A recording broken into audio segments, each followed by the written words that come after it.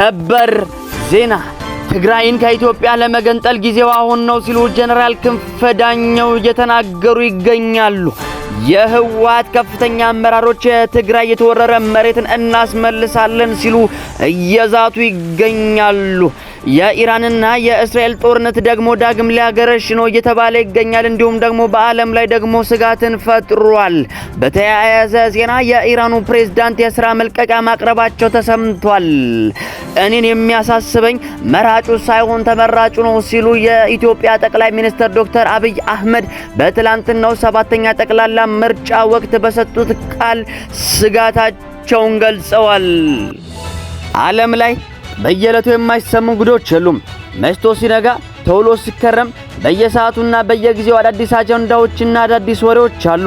ዛሬም ዕለተ ማክሰኞ ግንቦት 25 ቀን 2018 ዓመተ ምህረት ዓለም እንዴት እንዳደረች እንዴት እንዳረፋፈደችና ዓለም እንዴት እንደዋለች ከዓለም ጉያ እስከ ኢትዮጵያ አንብት ከተሰሙ ወሬዎችን ነግራችኋለሁ። በቅድሚያም ይህ ወሬ ነጋሪ ነው። ከዓለም ላይ እንዲሁም ደግሞ ከሀገር ቤት ውስጥ የተመራረጡ ወሬዎችን እየመራረጠ ለእናንተ በትኩሱ ያደርሳል። እናንተም ሰብስክራይብ እያደረጋችሁ የወሬያችን ተከታታዮችና አድማጮች ትሆኑ ዘንድ የአክብሮት ግብዣይ ነው። በቅድሚያም ከሀገር ቤት ውስጥ በተለይ ደግሞ በሰሜኑ የሀገራችን የወቅቱ ውጥረት ውስጥ ዳሰሳ እናደርጋለን። ሜጀር ጀነራል ክንፈ ዳኘው ትግራይን ከኢትዮጵያ ለመገንጠል ጊዜው አሁን ነው ሲሉ እየተናገሩ ይገኛሉ። ትግራይ ከኢትዮጵያ የምትገነጠልበትና ሀገርነቷን የምታውጅበት ጊዜ አሁን ነው ሲሉ ጀነራሉ ተደምጧል። ከዓመታት በፊት በሜቴክ ተቋም ውስጥ በቢሊዮን የሚቆጠር ገንዘብ በመዝረፍ ታስረው የነበሩትና በሸዋ ስንዴ የማትለምን አገረ ትግራይን እንፈጥራለን በሚል ትልቅ ንግግራቸው የሚታወሱት ጀነራል ክንፈ ዳኘው ዛሬም ስለ ትግራይ አገር መሆን እያቀነቀኑ ተከስተዋል። ጊዜው አሁን ነው ብለዋል።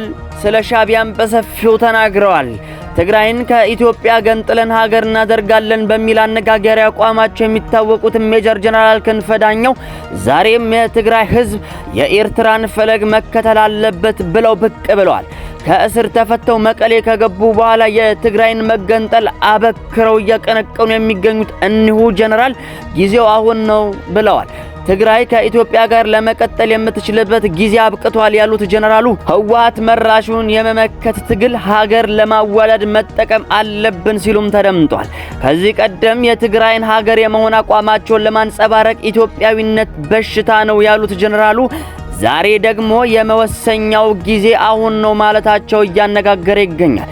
ጀነራሉ መወሰኛው ጊዜው አሁን ነው ያሉት ህወሓት የትግራይን ራስ በራስ የመወሰን መብት ለማስከበር ትግል ላይ ነኝ በሚልበት በዚህ ወቅት ነው። የኤርትራን ነፃ ሀገር መሆን ለትግራይ ምሳሌ መሆን እንዳለበትም ተደምጠዋል። ሻቢያ ደርግን ታግሎ የኤርትራን ህዝብ ነፃ አውጥቷል ሲሉ የሚቀጥሉት ጀነራሉ አሁንም በደብረ ጽዮን ገብረ ሚካኤል የሚመራው ቡድን የትግራይን ሀገርነት ማረጋገጥ አለበት በሚል ይመክራሉ። የኤርትራን ነፃነት ወይስ ባርነት የሚለውን ህዝበ ውሳኔ የሻቢያ ትግል ውጤት መሆኑን ገልጸው ትግራይም በተመሳሳይ መንገድ ራሷን ነፃ ለማውጣት መወሰን አለባት የሚል ጥሪ አቅርበዋል። ቀስ ቀስ እያለ የሰሜኑ ውጥረት አሁንም በተጋጋለበት በዚህ ወቅት ደግሞ የህወሓት ከፍተኛ አመራሮች የትግራይን የተወረረ መሬት እናስመልሳለን ሲሉ እየተደመጡና እየፎከሩ ይገኛሉ። የትግራይን የተወረረ መሬት እናስመልሳለን ያሉት የህወሓት አርሚ 33 አመራሮች ናቸው። ራሱን የትግራይ መከላከያ ኃይል ወይም ደግሞ ቲዲኤፍ ብሎ የሚጠራው የህወሓት አካል የሆነው አርሚ 33 ለ3 ሳምንታት ስልጠና ሲከታተሉ የነበሩ አባላቱን እንዳስመረቀ ታውቋል። በመረቃ ስነ ስርዓቱ ላይ ደግሞ የተገኙት የአርሚው አመራሮች እንደገለጹት ከሆነ ይህ ስልጠና የትግራይን የተወረረ ሉዓላዊ መሬት ለማስመለስ የተፈናቀሉ ዜጎችን ደግሞ ወደ ቀያቸው ለመመለስና በወረራ ስር የሚገኙ ወገኖችን ነፃ ለማውጣት የሚደረግ ትግል አቅም የሚገነባ ነው ማለታቸውን ከትግረኛ ዘገባዎች ለመረዳት ችለናል። መዘዙና ጣጣው ደግሞ አሁንም ያላበቃው የመካከለኛው ምስራቅ የኢራን እንዲሁም የእስራኤልና የአሜሪካ ጦርነት አሁንም ደግሞ ውጥረቱ እንደቀጠለ ነው። ጦርነቱም ደግሞ ሊያገረሽ ይችላል የሚል ስጋት ተፈጥሯል። ኢራን የሰሜን እስራኤል ነዋሪዎች አካባቢያቸውን ለቀው እንዲወጡ አስጠንቅቃለች። ይህንን ማስጠንቀቂያ በዘገባነት ያወጣው መህር ኒውስ ነው። መጎዳት ካልፈለጉ በአስቸኳይ ለቀው ይውጡም ብላለች። ኔታንያሁ በደቡባዊ ቤይሩት ሰፈሮች ላይ የቦምብ ጥቃት ለመፈጸም የአካባቢው ነዋሪዎች ለቀው እንዲወጡ ትዕዛዝ ማስተላለፋቸውን ተከትሎ ከላይ በምስሉ እንደሚታየው የደቡባዊ ሊባኖስ ዜጎች አካባቢውን ለቀው እየወጡ ይገኛሉ። ይህንን ተከትሎ ኢራን በእስራኤል ላይ አደገኛ ጥቃት እከፍታለሁ ብላ እየዛተችም ነው። ትራምፕና ኔታንያሁ ደግሞ በትላንትናው ዕለት በስልክ መወያየታቸውን የእስራኤል ሚዲያዎች ዘግበውታል። እና ውጥረቱ ተባብሶ ቀጥሏል። ጦርነቱም አይቀር ይመስላል። ድጋሚም ሊያገረሽ ነው እየተባለ ይገኛል። እንዲሁም ደግሞ ለዓለምም ስጋት ፈጥሯል። በተያያዘ ዜና ደግሞ የኢራኑ ፕሬዝዳንት የሥራ መልቀቂያ ማቅረባቸውም ደግሞ ተሰምቷል። የኢራኑ ፕሬዝዳንት ማሱድ ፔሽክሻን ለአገሪቱ የበላይ መሪ ጽሕፈት ቤት ይፋዊ የሥራ መልቀቂያ ደብዳቤ ማስገባታቸውን ለጉዳዩ ቅርብ የሆነ ምንጭ ለኢራን ኢንተርናሽናል ገልጧል። እሁድ ዕለት በተላከው በዚህ ደብዳቤ ላይ ፕሬዝዳንቱና መንግስታቸው በአገሪቱ ዋና ዋናና ወሳኝ የውሳኔ አሰጣጥ ሂደቶች ውስጥ ሙሉ በሙሉ መገለላቸውን ፔሽክሻን አጽንኦት ሰጥተውበታል። በዚህም ምክንያት በተፈጠረው ክፍተት የኢስላማዊ አብዮታዊ ጥበቃ ጦር ውስጥ ያሉ ጽንፈኛ አንጃዎች የሀገሪቱን ጉዳዮች እንዲቆጣጠሩ እድል እንደሰጣቸው ምንጮች ጠቁመዋል።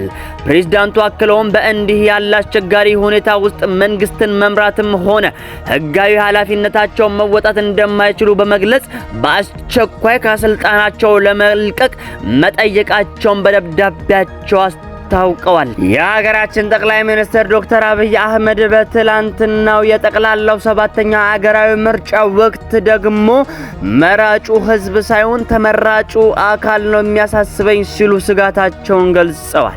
ጠቅላይ ሚኒስትር ድምጻቸውን ከሰጡ በኋላ ለጋዜጠኞች በሰጡት ቃል ማህበረሰቡ እጩዎችን ከመረጠ በኋላ የተመረጡ ሰዎች ህዝቡ በጠበቃቸው ልክ በመታመን እጃቸው ልባቸው ንጹህ ሆነው ደከመን ታከተን ሳይሉ ይህን ሀገር ታሪክ የሚቀይሩና የህዝቡን ውለታ ለመክፈል ዝግጁነታቸው ምን ያህል ነው የሚለው ነገር ነው ሲሉ የጠየቁ ሲሆን እልህ፣ ቁጣ፣ ክርክር አሸንፋለሁ ሳይሆን ያመነን ህዝብ እንዴት አገለግላለሁ፣ ህይወቱን እንዴት እቀይራለሁ የሚለው ነው ትልቁ አጀንዳ መሆን ያለበት ሲሉም በትላንትናው ዕለት አሳስበዋል።